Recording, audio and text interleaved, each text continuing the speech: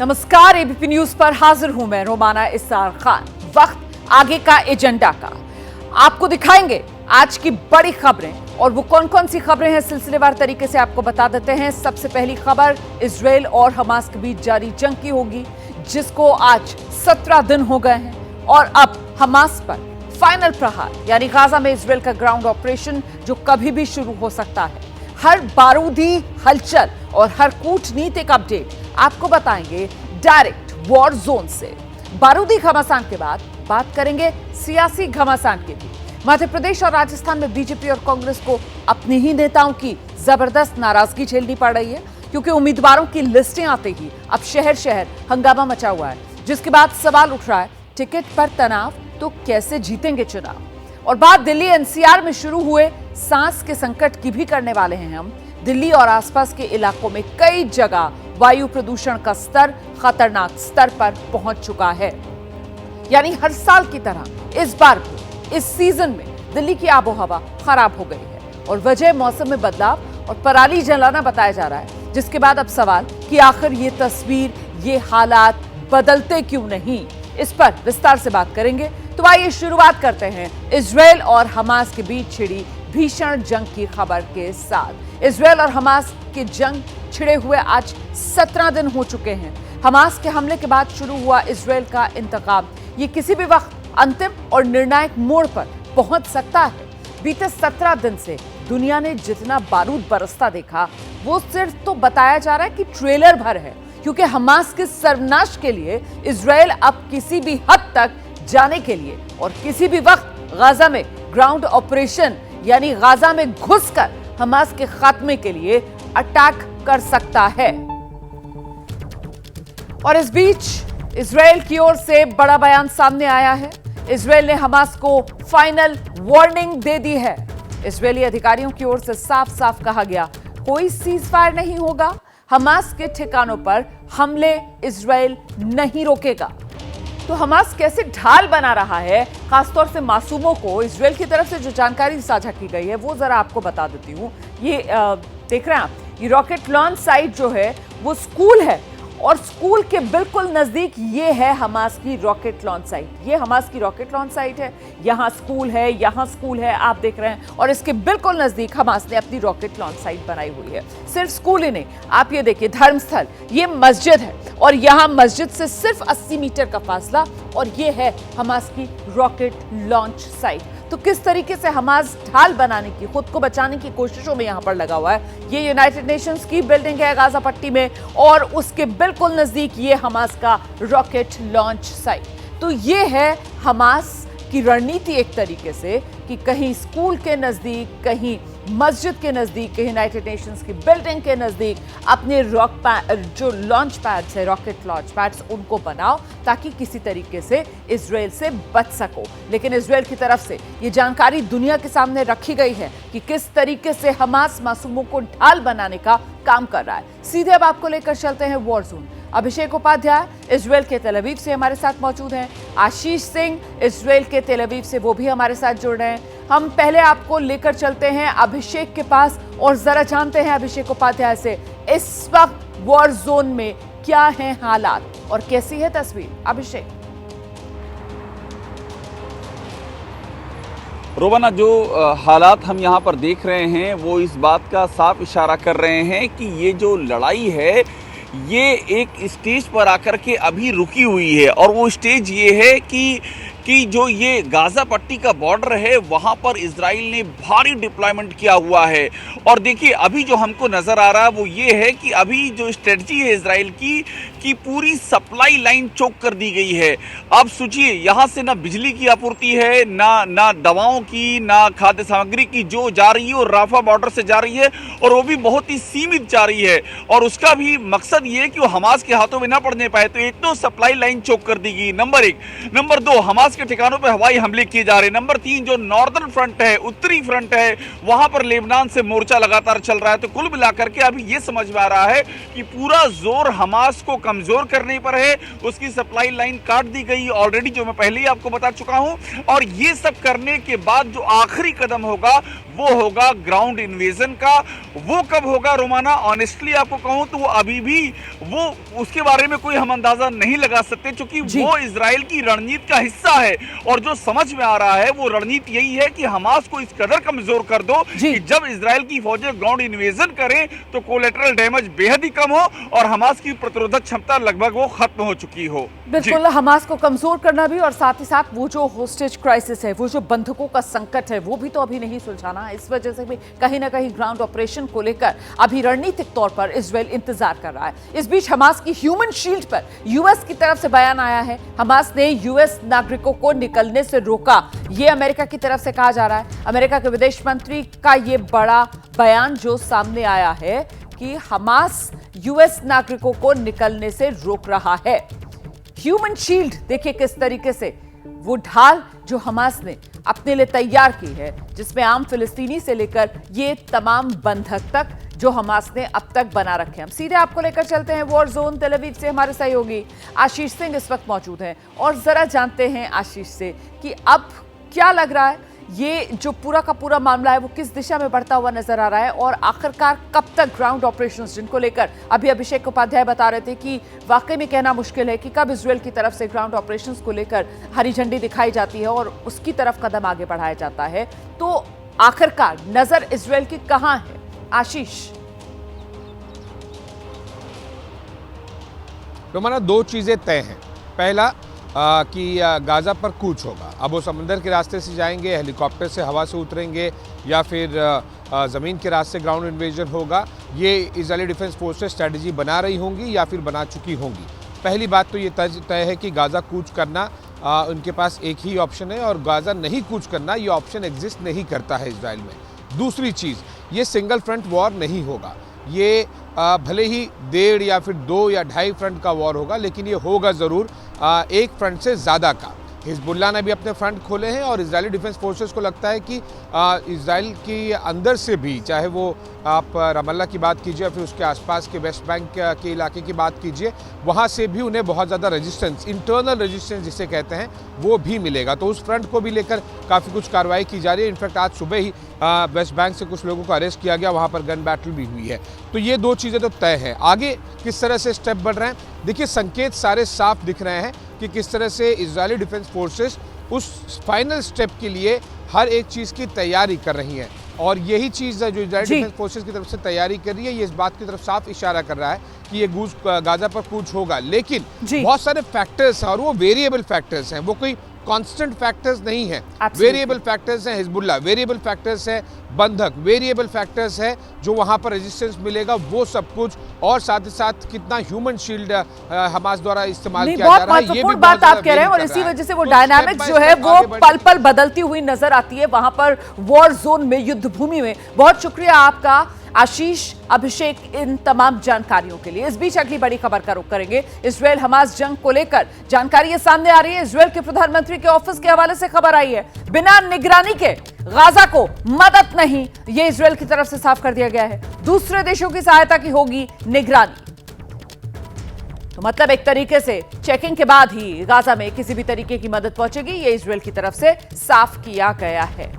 बिना निगरानी के, बिना चेक के किसी तरीके की कोई सहायता गाजा पट्टी में नहीं जाएगी। तो दुनिया भर के देश जिस तरीके से गाजा पट्टी के लिए सहायता भेज रहे हैं, वो निगरानी के बाद, चेकिंग के बाद ही जाएगी, ये इजराइल साफ कर रहा है। और इस बीच वॉर जोन से एक और बड़ी खबर आपको बता दें, इजराइल की रक्षा करते हुए भारतीय मूल की एक और बेटी ने अपनी जान कुर्बान कर दी। इनका नाम कमाया खेल है। हमास के आतंकी हमले के बाद हिजबुल्लाह को रोकने के लिए जो लेबनान की सीमा की तरफ उत्तरी बॉर्डर है इजराइल का, वहां पर ये तैनात की गई थी। इजराइल की नेवी में ऑफिसर थी। आज अगर जिंदा होती तो फिर अपना जन्मदिन मनाती कमाए, क्योंकि 23 अक्टूबर को उनका बर्थडे होता है। लेकिन नियति को कुछ और ही मंजूर था। इजराइल की रक्षा करते हुए वो शहीद हो गए।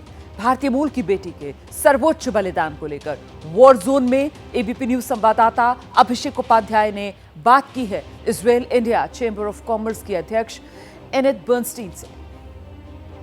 हमारे साथ में अनंत बर्नस्टाइन है जो India Israel chamber of commerce की प्रेसिडेंट हैं और वो जो हॉस्टेज सिचुएशन है, जो बंधक हैं उनको भी देख रही हैं और साथ में जो भारतीय मूल के लड़के लड़कियां यहाँ पर लड़ रहे हैं, जो शहीद हुए हैं, उनके परिवारों से भी लगातार संपर्क की कोशिश में हैं। अनंत, मुझे बताइएगा, ये जो तीसरी भारतीय मूल की लड़की है जो शहीद हुई है, उसके बारे में बताइएगा मुझे। A young girl called Kamai Achiel. She was supposed to be today 19. Today is her birthday. And she was supposed to be 19. She died a week before becoming 19. She was so beautiful. She served in the Navy in the Lebanon border. And the malfunction in her device killed her. आपने एक बात ये कही कि आज वो 19 साल की हो गई होती, आज जन्मदिन होता, अगर वो जीवित होती तो आज जन्मदिन था, 19 साल की आज हुई होती, वो 23 अक्टूबर को। Her father posted on his Facebook account that he lost his heart. In the Lebanon we have now incidents at the moment with Hezbollah.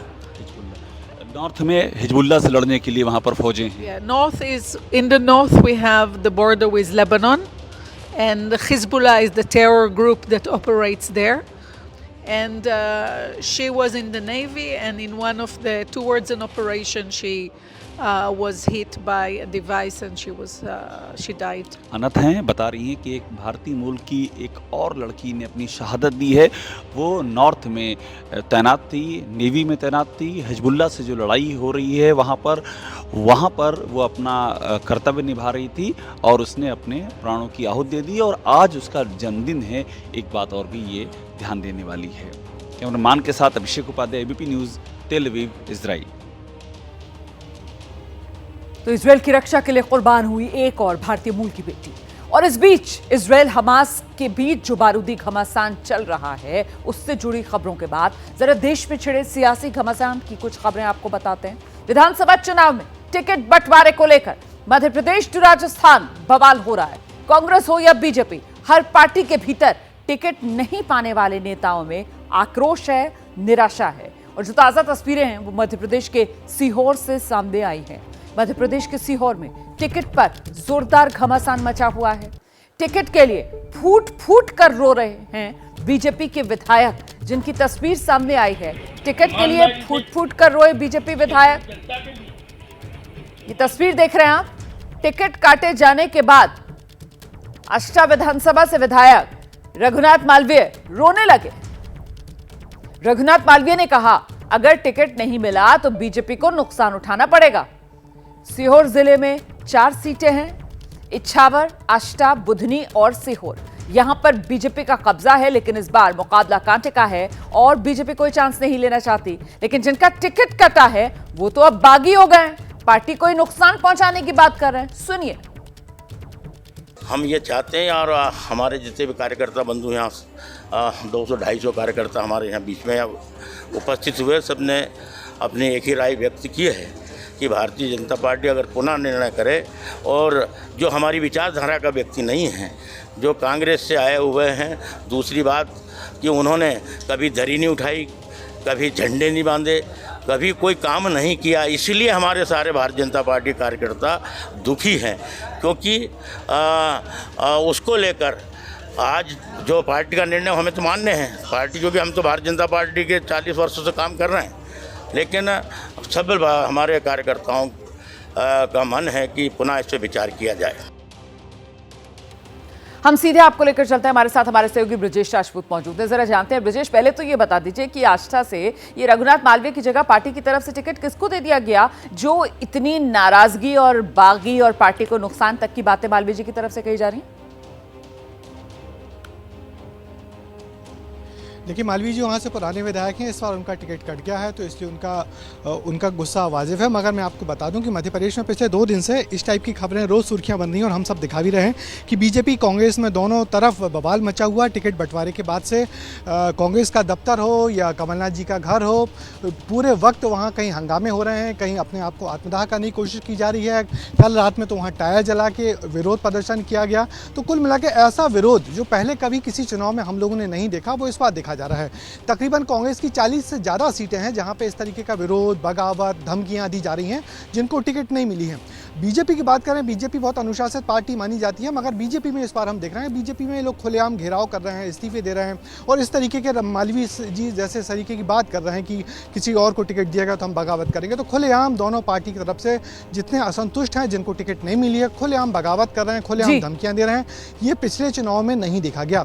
इसकी बड़ी वजह यही है कि जिस तरीके से पार्टियों ने पहले माहौल बनाया था कि हम सर्वे करेंगे, हम पुराने कार्यकर्ताओं को जगह देंगे, नई उम्र के लोगों को टिकट बांटेंगे, मगर ऐसा कुछ नहीं हुआ। चाहे बीजेपी की सूची देखें या कांग्रेस की सूची देखें, अधिकतर पुरानी जो सोची समझी रणनीतियां हैं उन्हीं पे पार्टियों ने टिकट बांटी हैं, पुराने लोगों को ज़्यादा प्रेफर किया है, जिसके चलते ये जो लोग हैं और दोनों पार्टियों में बगावत कर रहे हैं, विरोध कर रहे हैं, खुलेआम धमकियां दे रहे हैं और निर्दलीय लड़ने की बात कर रहे हैं। तो अब सवाल ये कि आखिरकार ब्रजेश इन हालात से निपटने के लिए दोनों ही दल, क्योंकि कांटे का मुकाबला है और दोनों के लिए कहीं ना कहीं हार और जीत में स्टेक बहुत ज्यादा है, इसी वजह से चाहे बीजेपी हो या फिर कांग्रेस हो, इन बागियों को मनाने के लिए कोशिशें किस तरीके की और किस स्तर से की जा रही हैं? देखिए, बागियों को मनाने की कोशिश तो इतने बड़े पैमाने पे थी कि जिस दिन टिकट सूची आनी थी उस दिन हम किसी बड़े बीजेपी के नेता के पास गए थे। वो 5 लोगों के नाम लिख के बैठा हुआ था, उसको उत्तर प्रदेश से बुलाया गया था। यहाँ के 5 लोगों के नाम लिख के बैठा था कि जैसे ही टिकट की सूची वो आएगी, लिस्ट आएगी, हमको इन 5 लोगों को मनाना है। तो इस तरीके से पहले फायर फाइटिंग की कोशिश की गई थी। मगर आप जानते हैं कि जिसका अहित होता है या जो टिकट का उम्मीदवार होता है, इसको टिकट नहीं मिलती, उसको कितनी गहरी चोट लगती है। तो मान मनौवल का दौर चल रहा है, मगर लोगों की नाराजगियां भी निकल रही हैं और बड़े पार्टी के नेताओं का कहना है कि ये स्वाभाविक है, जिसको टिकट नहीं मिलता वो नाराज होगा। हालांकि 1-2 दिन में हम इनको मना लेंगे, मगर उससे बड़ी बात यह है कि ये जो नाराज हैं ये दूसरी पार्टियों में जा रहे हैं, ये सपा में जा रहे हैं, ये बसपा में जा रहे हैं, ये आप में भी दरवाजा खटखटा रहे हैं। तो जिस तरीके का असंतोष है आने वाले दिनों में बीजेपी कांग्रेस दोनों के चुनाव परिणामों पर असर करेगा। बिल्कुल, तो महत्वपूर्ण यही हो जाता है दरअसल कि जीत भले ही ना सकें ये बागी, जिस तरीके से दूसरी पार्टियों के भीतर जाकर वहां पर अपने लिए मौका तलाश रहे हैं, लेकिन जिस पार्टी से बगावत कर रहे हैं नुकसान उसको जरूर पहुंचा सकते हैं। और इसी तरीके का हाल, ये जो आप मेरे चारों तरफ तस्वीरें देख रहे हैं, ये राजस्थान की चुनावी प्रदेश है राजस्थान, और वहां पर भी बागियों ने ऐसे ही अपनी अपनी पार्टियों के लिए मुश्किल बढ़ा दी है। राजस्थान के अपडेट के लिए सीधे आपको लेकर चलते हैं, मनीष शर्मा हमारे साथ मौजूद हैं। मनीष, राजस्थान में भी बीजेपी कांग्रेस दोनों इस बगावत के मर्ज से जूझ रहे हैं? बिल्कुल रोमाना, इसमें कोई दो राय नहीं है, लेकिन कांग्रेस की सूची अभी केवल 2 आई है, उम्मीदवारों के नाम कम तय हुए हैं, तो ये बगावत की आग कांग्रेस को फिलहाल कम झुलसा रही है। लेकिन बीजेपी की मुश्किल ये है कि तकरीबन 20 सीटें ऐसी है जहां पर बीजेपी के बागी उम्मीदवारों ने ताल ठोक रखी है, जिनके टिकट काटे गए हैं, वो पार्टी के नेताओं का घेराव कर रहे हैं, पुतले फूंक रहे हैं, टायर जलाए जा रहे हैं। और बीजेपी के राजसमंद के दफ्तर में तो बाकायदा तोड़फोड़ कर दी गई। चित्तौड़गढ़, जहां से सांसद सीपी जोशी खुद प्रदेश अध्यक्ष हैं, उनका पुतला फूका गया, उनका पुतला दहन करने के बाद चप्पल जूतों से मारा गया। तो ये तमाम नज़ारे बीजेपी में बहुत ज्यादा नजर आ रहे हैं। जयपुर से, सांगानेर से अशोक लाहौटी के समर्थकों ने बीजेपी के दफ्तर के बाहर जाकर उग्र प्रदर्शन किया। तो बीजेपी के लिए मुश्किल ज्यादा है, क्योंकि बीजेपी अब तक 124 उम्मीदवारों के नाम तय कर चुकी है। कांग्रेस को इस बगावत में अभी झुलसना बाकी है, लेकिन आने वाले दिनों में जैसे जैसे नाम सामने आएंगे वैसे कांग्रेस के लिए भी मुश्किलें पड़ेगी। लेकिन कांग्रेस ने एक काम जरूर किया है कि परिवारवाद को आगे बढ़ाया है। जहां पर पत्नी का टिकट काटा, पति को दे दिया, जहां पर पति बीमार है वहां पर पत्नी को टिकट दे दिया। तो कुल मिलाकर के कांग्रेस जो चेहरे बदलने की बात कर रही थी, वो चेहरे नहीं बदले गए, पुराने घोड़ों पर ही इस बार फिर दाव लगाया गया। चलिए, बहुत शुक्रिया मनीष शर्मा इस तमाम जानकारी के लिए। वक्त इतना ही है फिलहाल। कुल मिलाकर जहां जितने ज्यादा उम्मीदवारों के नाम का ऐलान कर दिया गया है, उस पार्टी में उतनी ज्यादा बगावत और असंतोष देखने के लिए फिलहाल राजस्थान में मिल रहा है। और क्योंकि बीजेपी ने ज्यादा उम्मीदवारों के नाम का ऐलान किया, इस वजह से जैसा कि मनीष बता रहे थे कि बगावत की आग बीजेपी में फिलहाल ज्यादा लगी हुई नजर आ रही। सर्दी की दस्तक, पोल्यूशन विकट, सांस पर संकट, जी ये हैं हालात इस वक्त न सिर्फ दिल्ली बल्कि पूरे एनसीआर में। कई जगहों पर AQI जो है वो 350 के पार पहुंच चुका है, यानी दिल्ली की हवा खतरनाक स्तर पर पहुंच गई है, जिससे आने वाले दिनों में कोई राहत की फिलहाल खबर नहीं है। प्रदूषण का ऐसा विस्फोट हुआ है कि दिल्ली और आसपास के शहरों में रहने वाले करीब 5 करोड़ लोगों का दम घुटने लगा है। किसी को सांस लेने में दिक्कत हो रही है, किसी की आंखों में जलन हो रही है। हवा में घुले जहर से करीब करीब हर शख्स की सेहत पर कुछ ना कुछ बुरा असर तो पड़ रहा है। हम सीधे आपको लेकर चलेंगे, मेरे साथ मेरे सहयोगी दीपक रावत इस वक्त मौजूद है। इस सब के बीच सरकार की क्या है तैयारी लोगों को बचाने के लिए इस संकट से? दीपक। देखिए रोमाना, 300 के पार दिल्ली में पोल्यूशन का लेवल चला गया है और 300 के पार AQI अगर जब चला जाता है तो इसको आप समझिए कि इस वक्त बेहद ख़राब श्रेणी में जो है वो प्रदूषण का स्तर पहुंच चुका है। और ये वजह है कि आज दिल्ली सचिवालय में जो दिल्ली के पर्यावरण मंत्री हैं गोपाल राय, उन्होंने एक बड़ी बैठक बुलाई है। 12 बजे बैठक होगी और 1:30 बजे के आसपास वो एक प्रेस कॉन्फ्रेंस करेंगे जिसमें बताएंगे कि आगे वो क्या कदम उठाने वाले हैं। लेकिन ये भी मैं आपको बता दूं कि ग्रैप जो लागू किया जाता है जब प्रदूषण बढ़ जाता है, तो इस वक्त दिल्ली में NCR में ग्रैप 2 चल रहा है। ग्रैप 2 के अंतर्गत ये होता है कि दिल्ली में सड़कों की साफ सफाई की जाती है ताकि धूल के कणों को बैठाया जा सके। पार्किंग फीस बढ़ाई जाती है ताकि लोग अपने गाड़ियों से ना निकले, जो पब्लिक ट्रांसपोर्ट उसका इस्तेमाल करें। पब्लिक ट्रांसपोर्ट में लोग ज़्यादा से ज़्यादा जाएंगे तो इसके लिए मेट्रो के फेरे बढ़ा दिए जाएंगे। तो दिल्ली की हवा जो है वो दिन प्रतिदिन खराब होती जा रही है। रोमाना, बहुत शुक्रिया आपका दीपक इस तमाम अपडेट के लिए। बीते 17 दिन से जंग के मैदान में इजरायल एक साथ कई मोर्चों पर लड़ाई लड़ रहा है। हर तरफ से हमास हमला करता हुआ नजर आ रहा है, लेबनान से हिजबुल्लाह छिटपुट हमले कर रहा है और इन दोनों को जहां से ऑर्डर मिल रहा है उस ईरान को अब इजरायल ने अपने रडार पर ले लिया है, जिसके बाद हमास के हमदर्दों की टेंशन अब बढ़ गई है।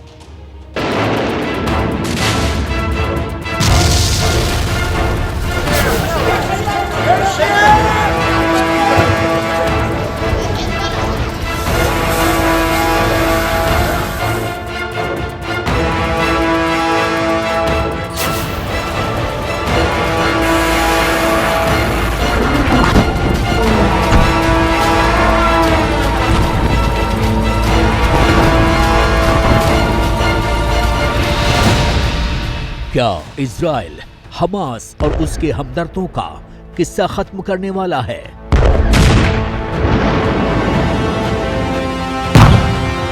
क्या 16 दिन से चली आ रही जंग का अंत होने वाला है?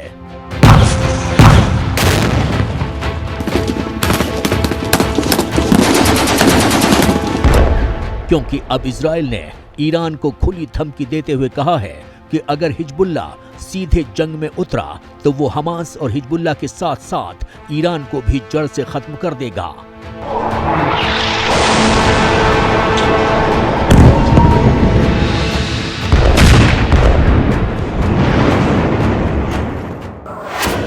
हम सिर्फ उन मोर्चे पर जवाबी कार्रवाई नहीं करेंगे, बल्कि हम उसके सांपों के सर तक जाएंगे जो कि ईरान है। हमारे दुश्मनों को बेहद साफ चेतावनी है, वो देख लें कि गाजा में क्या हो रहा है। अगर उन्होंने हम पर हमले की कोशिश की तो उनके साथ भी ऐसा ही होगा। इजराइल के मंत्री की ईरान के लिए सांप की गर्दन काटने की धमकी यूं ही नहीं है। इजराइल का इरादा एकदम साफ है। अगर उत्तरी फ्रंट पर हिजबुल्लाह युद्ध में कूदता है तो ये मानेगा कि ईरान ही इसके पीछे है और ये युद्ध सीधा ईरान बनाम इजराइल का शुरू हो गया है। 16 दिन की लड़ाई में ये इजराइल की तरफ से आई अब तक की सबसे बड़ी धमकी है, क्योंकि अब तक इजराइल सिर्फ हमास और हिजबुल्लाह के हमलों का जवाब दे रहा था।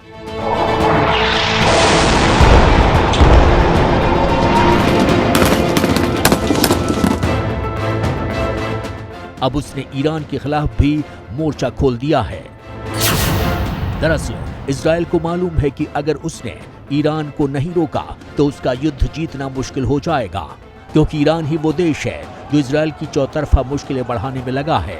इसी ने मुस्लिम देशों को इजराइल के खिलाफ एकजुट किया है, जिसका असर सभी मुस्लिम देशों में दिख रहा है।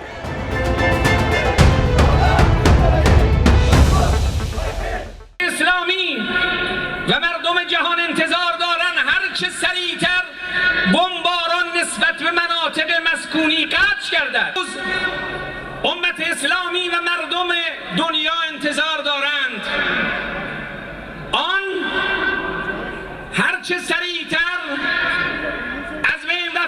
आप मेरे साथ दुआ करें।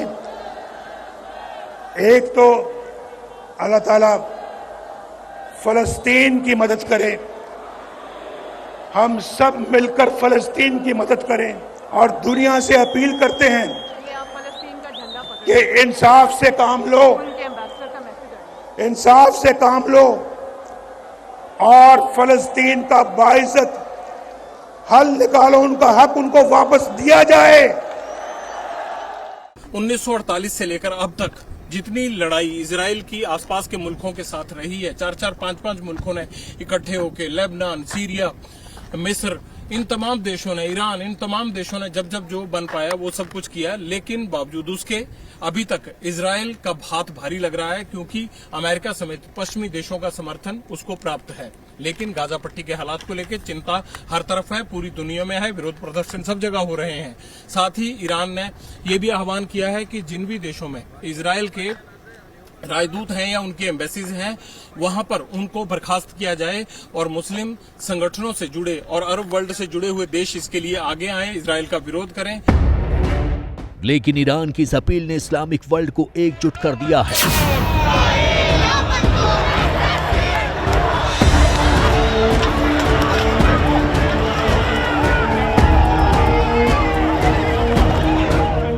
लेकिन दूसरी तरफ जो फिलिस्तीनी गाजा से पलायन कर रहे हैं, उन्हें कोई भी अरब देश शरण नहीं दे रहा है। अब सवाल ये है कि क्या ईरान और तमाम मुस्लिम देशों का फलस्तीनी प्रेम दिखावा है? लेकिन बड़ा सवाल यह है कि जब भी अरब वर्ल्ड के इन देशों से गाजा पट्टी के लोगों को शरण देने की बात होती है, तो ये बॉर्डर हमेशा इस तरह से खामोश क्यों हो जाते हैं, बंद क्यों रह जाते हैं। इस बात को लेकर बार बार सवाल उठते रहे हैं कि ईरान हो, सीरिया हो, मिस्र हो या फिर लेबनान हो, ये तमाम लोग वकालत तो करते हैं हमेशा, हमास की भी करते हैं और गाजा पट्टी में रह रहे लोगों की भी करते हैं। लेकिन बड़ा सवाल ये उठता है कि जब भी वहां के लोगों को, जो 10 लाख की आबादी वहां रह रही है और हाईली डेंसिटी के हिसाब से जो जितने भी जगह हैं उनमें सबसे ज्यादा गाजा पट्टी मानी जाती है, तो उन लोगों को ये लोग क्यों रहने की शरण नहीं देते, क्यों उनको एक्सेप्ट नहीं करते?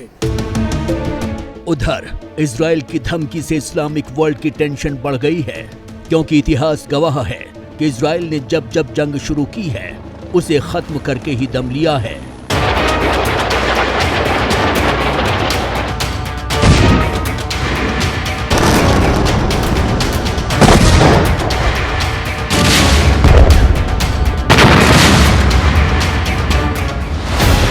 और अब इजराइल ने सीधे ईरान के खिलाफ मोर्चा खोल दिया है। חיזבאללה החליט להשתתף. אנחנו גובים ממנו מחירים כבדים. אני רואה את ההיערכות של האוגדה במערכי ההגנה ואת המוכנות. החובה שלכם זה לבצע את כל ההכנות, גם בהגנה וגם לכל דבר אחר שידרש. אנחנו במלחמת אין ברירה. זה לא משהו שאנחנו הזמנו. כפו עלינו מלחמה, אנחנו נתאחד, נתלכד, נפעל בכל מקום שנדרש וננצח במלחמה. अब सवाल ये है कि क्या ईरान इजराइल की धमकी को कबूल करेगा, क्योंकि अब तक ईरान ने जो भी किया है पर्दे के पीछे से किया है। फिर चाहे हमास के आतंकियों को हथियार देना हो या फिर उत्तर से हिजबुल्लाह को ऑर्डर देना, ऐसे में एक गलती इस लड़ाई को परमाणु युद्ध में बदल सकती है, क्योंकि ईरान के साथ कुछ ऐसे भी खिलाड़ी इस्लामिक वर्ल्ड से बाहर के हैं, लेकिन हमास के साथ कंधे से कंधा मिलाकर खड़े हैं, जिसमें सबसे बड़ा नाम रूस, चीन और नॉर्थ कोरिया का है, जिसमें नॉर्थ कोरिया का सन की तानाशाह किम जोंग उन तो परमाणु बम की धमकी भी दे चुका है। उधर अमेरिकी सूत्र दावा कर चुके हैं कि ईरान ने भी न्यूक्लियर बम बना लिया है और अब इन दावों में दम भी नजर आ रहा है, क्योंकि जिस तरह से ईरान इजराइल के खिलाफ मोर्चा खोले हुए है, उससे यही लगता है कि उसने खुद को एटमी ताकत बना लिया है। ईरान की सबसे बड़ी ताकत ये है कि वो हमास और हिजबुल्लाह के पीछे की असली वजह है। वो ऐसी वजह है जो इन दोनों को न सिर्फ धन से मदद करता है, फंडिंग से मदद करता है, बल्कि जो मिलिट्री तकनीकी है उससे भी ईरान लगातार मदद कर रहा है। ईरान की एक और बड़ी ताकत है, वो है न्यूक्लियर हथियारों के करीब पहुंचने की उसकी क्षमता। हाल ही में ईरान का एक वीडियो भी सामने आया है जिसमें उसने अपने हथियारों को दिखाया था। जानकारों की माने तो ऐसा करके ईरान ने इजराइल को यह बताने की कोशिश की थी कि जो हथियार अब तक हमास ने इजराइल पर छोड़े हैं वो सिर्फ ट्रेलर था।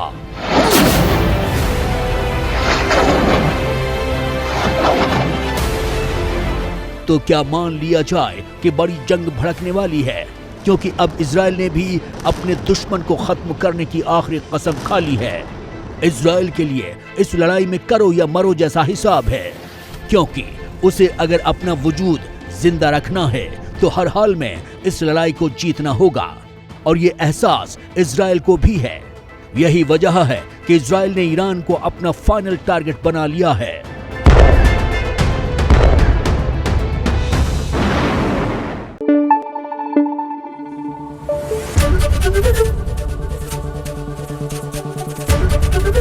एबीपी न्यूज आपको रखे आगे।